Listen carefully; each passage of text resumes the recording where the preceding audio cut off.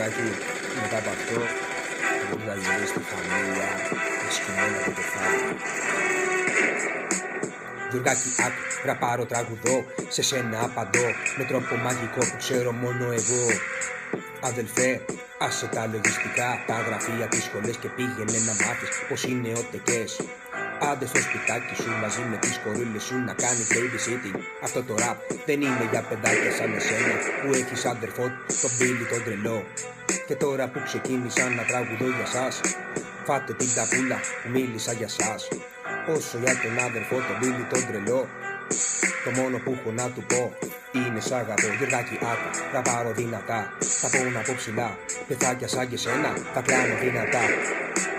Κουρεύτηκες και άφησες τσουλούφι, αλευρά, δεν μας τα λες καλά.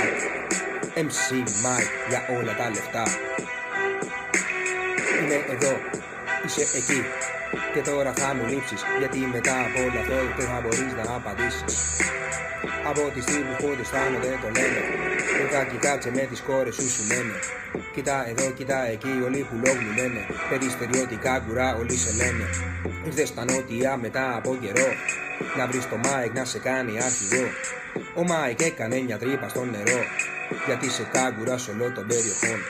Και για να κλείσω τώρα από όλο αυτό, ακόμα κάτι θέλω τώρα να σου πω. Γιουργάκη, άκου, μην ξαναβάλεις πουλόγλου στο στόμα σου αυτό, γιατί θα ακούσεις πολύ χειρότερα από όλο αυτό.